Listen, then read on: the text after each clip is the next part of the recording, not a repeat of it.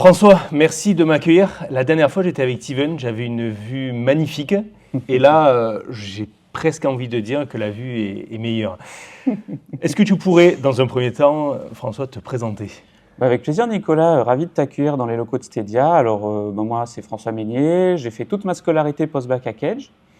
Tu es un fidèle, j'ai envie de dire. Voilà, un fidèle, c'est ça. J'ai fait 3 ans de bachelor, spécialité marketing digital où je t'ai rencontré sur le campus de Toulon. Et j'ai poursuivi avec un master, le MSc Digital Marketing and Sales. Tiens, qu'est-ce que tu pourrais me dire par rapport à Kedge, ce que tu as vécu pendant toutes ces années? Globalement, super expérience, que ce soit au niveau des cours, au niveau de tout ce qui est à côté.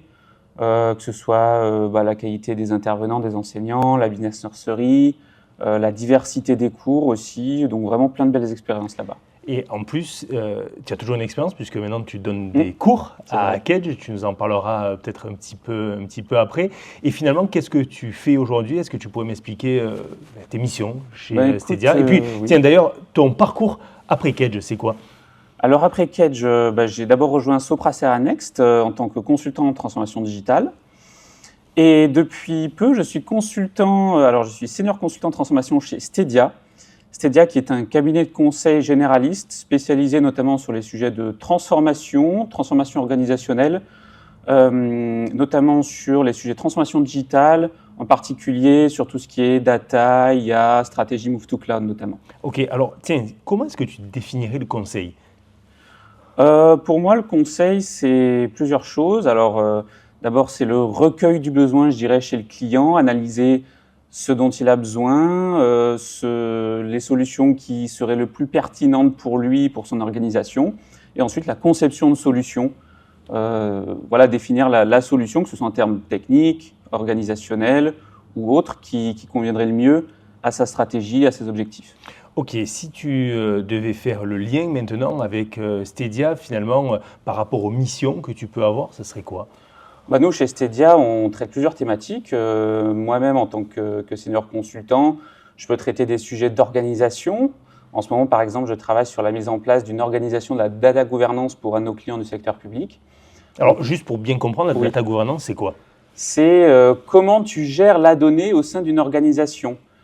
Qui a accès à la donnée, de quelles données on traite, comment elles sont stockées, les règles de sécurité, à quoi elles servent, les technologies liées à son stockage, à sa diffusion, c'est plein de choses.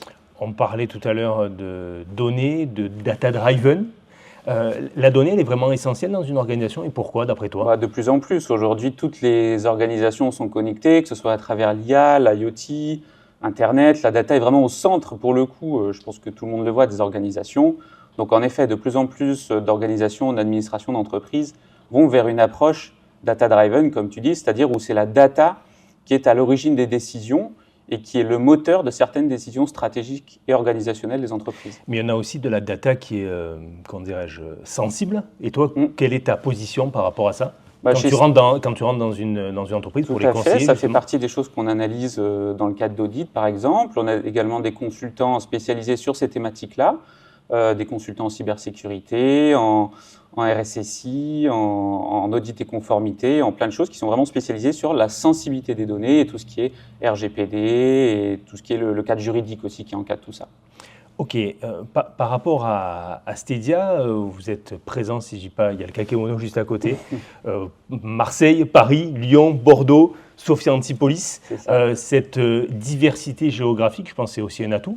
C'est ça nous permet d'être présents partout sur le territoire et de ne pas avoir de limite géographique lorsqu'on adresse nos clients, que ce soit dans la région Aix-Marseille, à Paris et dans toutes les régions que tu as citées. Ouais. Et comment tu sens aujourd'hui, parce que forcément, on a des étudiants, j'ai toujours des étudiants, la finalité d'un étudiant, c'est d'arriver à se professionnaliser, d'arriver à avoir un boulot à la sortie.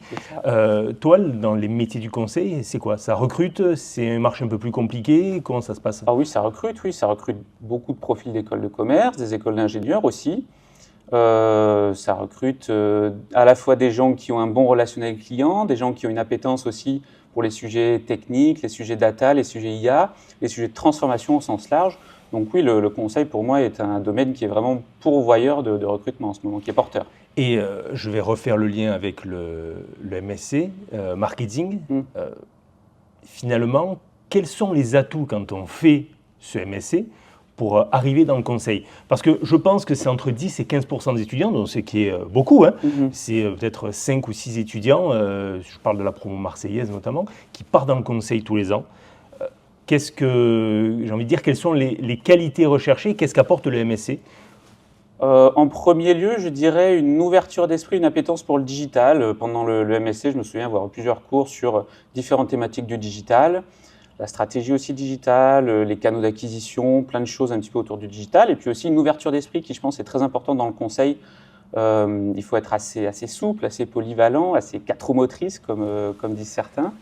Et ça veut dire quoi être quatre roues motrices? C'est intéressant, ça, j'aime bien cette image. Ouais. C'est-à-dire être flexible, être agile, pouvoir toucher à plusieurs sujets, des sujets stratégiques, organisationnels, techniques, sur des clients à la fois du secteur public, du secteur privé, de toute taille, des grandes entreprises, des administrations, mais aussi des TPE, PME. Et voilà, c'est vraiment avoir la curiosité et avoir le goût de la nouveauté et de pas finalement apprécier la routine et toujours aimer découvrir de nouveaux sujets. Ok, tu disais qu'il y avait un cours notamment, on parlait tout à l'heure pendant qu'on s'installait du cours de business model et digital economy, c'est le cours de Christophe Garonne. C'est ça.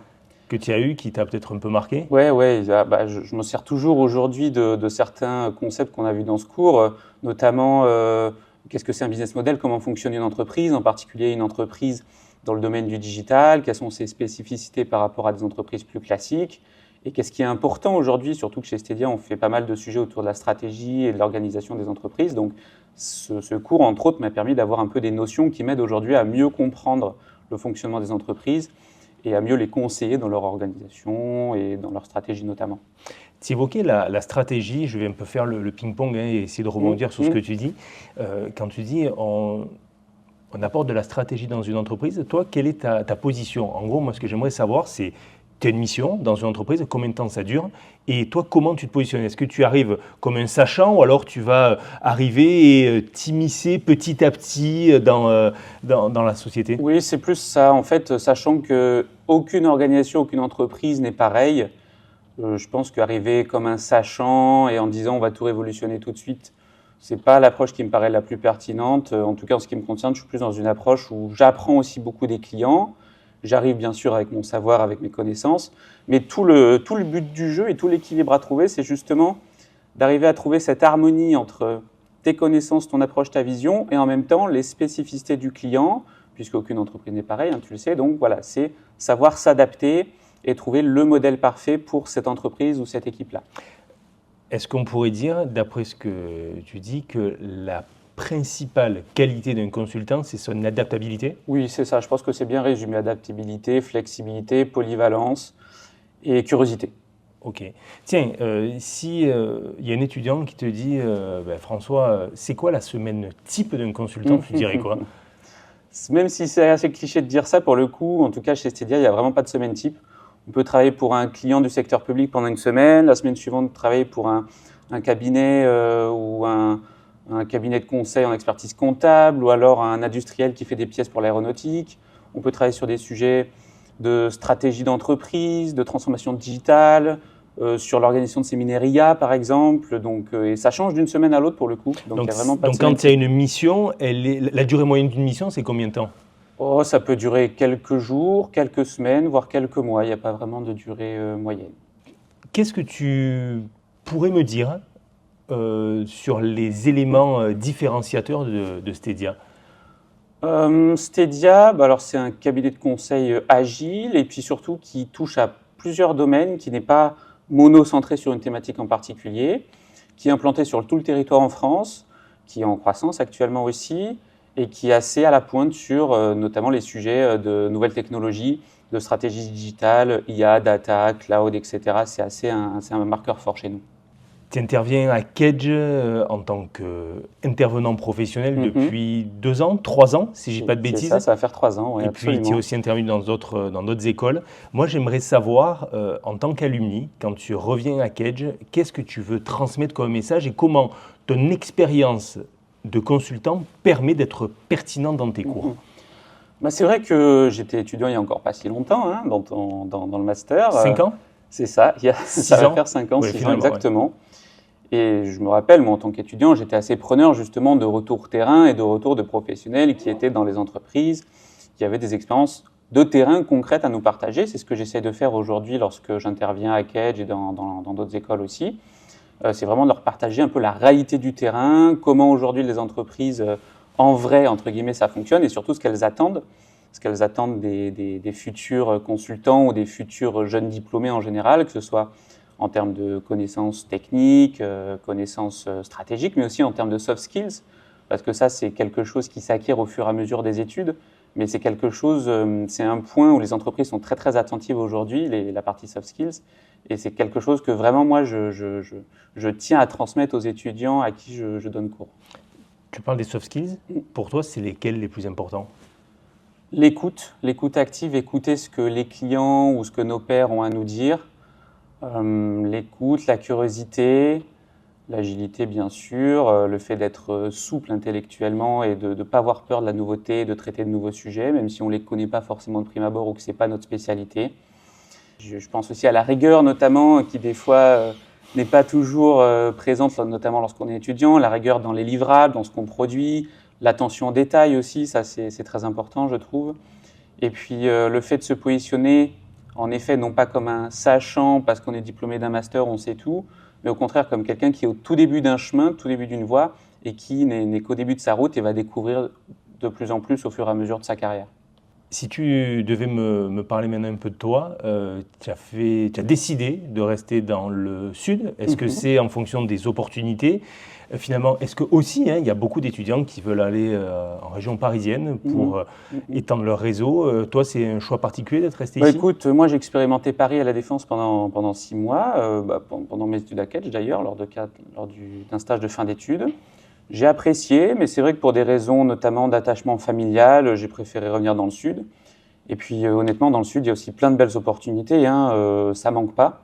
Donc voilà, pourquoi pas allier les deux, à la fois mon attachement familial régional et en même temps le fait de pouvoir travailler sur des sujets très très intéressants, aussi intéressants qu'à Paris, d'autant que de plus en plus avec le télétravail et le distanciel, on peut travailler sur des sujets nationaux, voire même internationaux. Donc aujourd'hui, la barrière régionale Paris-Province est beaucoup moins importante qu'il y a encore quelques années, je pense. Parmi toutes les expériences que tu as eues dans le conseil, François, est-ce qu'il y en a quelques-unes qui t'ont marqué et pourquoi? Écoute, elles ont toutes été assez marquantes. Je pense notamment à mon expérience à la DSI de Pôle emploi, plus récemment en tant que project manager chez Royal Canin aussi, qui appartient au groupe Mars.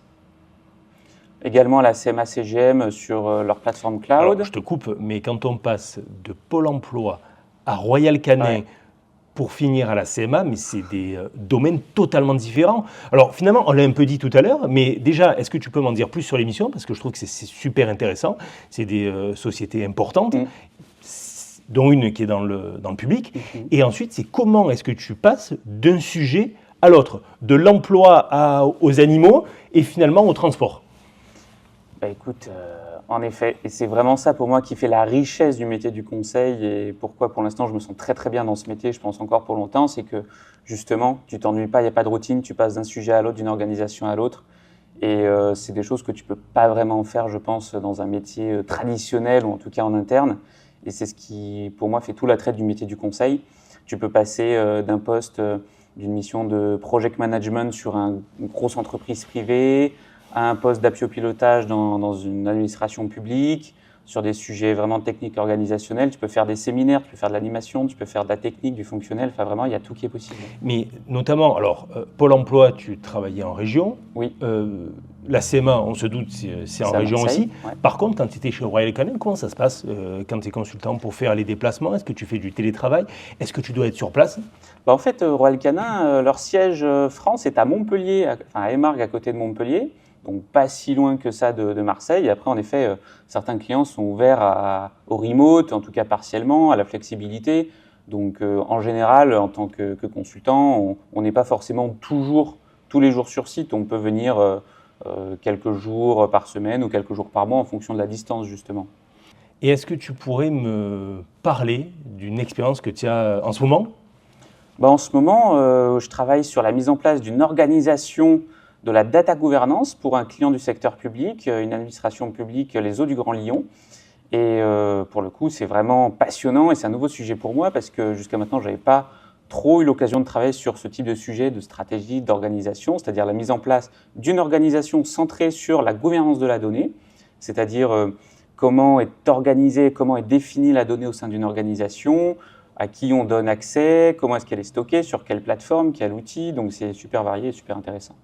Tu évoquais les soft skills et on en a parlé aussi. Est-ce qu'il y a un cours notamment qui t'a marqué par rapport à ça? Je sais que tu me l'as dit, si je ne dis pas de bêtises, c'est Jean-Noël. Ah bah oui, bien sûr, j'en ai pas parlé tout à l'heure, mais d'abord ton cours, Nicolas, sur Photoshop et la création vidéo, qui m'a énormément servi, qui m'a marqué parce que c'est très pratique, c'est très concret.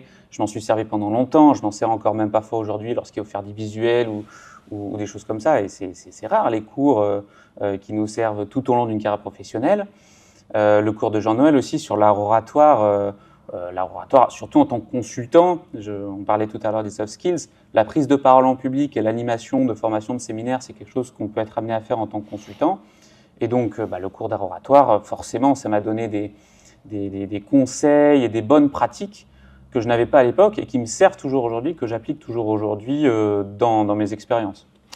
Si tu devais, pour terminer, donner, en t'adressant juste ici à la caméra, si tu devais donner des conseils aux étudiants, qu'est-ce que tu leur dirais? Eh bien, écoutez, n'ayez pas peur, soyez curieux, soyez ouverts. Osez apprendre, osez demander. Vous avez la chance d'être dans un cadre qui vous permet l'erreur, qui vous permet l'expérimentation de manière bienveillante. Vous êtes jeune, il y a plein d'opportunités qui vous attendent à la sortie de l'école.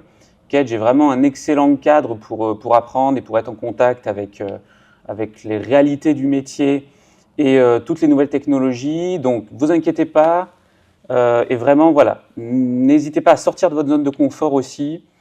Et je finirai vraiment par soyez curieux. Je pense que c'est vraiment le plus important.